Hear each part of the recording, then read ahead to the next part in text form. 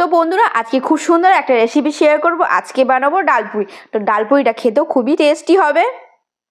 তো এখানে 6 থেকে 7 ঘন্টা আমি এটা ভিজিয়ে রেখেছিলাম আগে থেকে। এটা আমি সেদ্ধ করে নেব। এখানে 1 কাপ জল দিয়ে ভালোভাবে এটা সেদ্ধ করে নেব। 5 থেকে 6টা সিটি দিয়ে দেবো।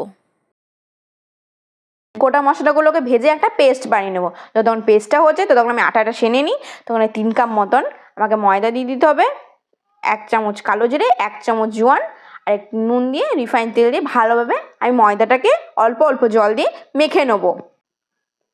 ময়দাটা ভালোভাবে মাখা হয়ে গেছে। এখানে রিফাইন তেল ছড়িয়ে 5 থেকে 6 মিনিট এটা আমি রেস্টে রেখে দেবো। সর্ষের তেল দিয়ে কালো জিরে ফোড়ন দিয়ে সেদ্ধ করে রাখা ডালটাকে আমি কষিয়ে নেব।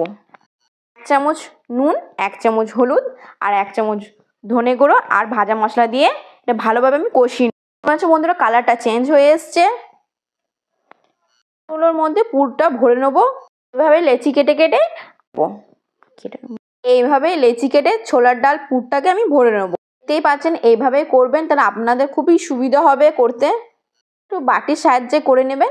তো পুরটাকে ভরে ভালোভাবে মুখটা হালকা করে বন্ধ করে দেবেন, তাহলে লুচি বেলতে অসুবিধা হবে না।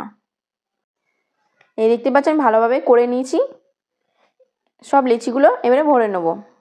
এর মধ্যে ভালো করে বন্ধ করে দেবেন। যেভাবে দেখাচ্ছি সেভাবে করবেন, তাহলে করতে সুবিধা হবে। তেলটা যতক্ষণ গরম হচ্ছে ততক্ষণ আমি লুচিগুলো বেলে নিই। তো বন্ধুরা লুচিগুলো বেলতে আমার মা একটু হেল্প করে দিচ্ছিল আমার। এইভাবে বড় বড় করে লুচিগুলো বেলে নেবেন। যতক্ষণ তেলটা গরম হয়ে গেছে তো আমি পুরিগুলোকে ভেজে নেবো এখানে।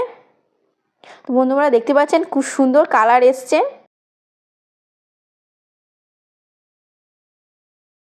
ডাল পুরিটা খুব সুন্দর কালার হয়েছে। এক করে ছোলার ডাল পুরিগুলোকে আমি ভেজে নেব। আমার চ্যানেলটাকে একটু লাইক কমেন্ট শেয়ার করবেন। অন্য কোনো ভিডিওর সাথে আপনাদের সাথে দেখা হবে। আমার চ্যানেলটাকে একটু লাইক কমেন্ট শেয়ার করবেন। একটা বেল আইকনটা একটু ক্লিক করে দেবেন বন্ধুরা। ততক্ষণের জন্য টাটা।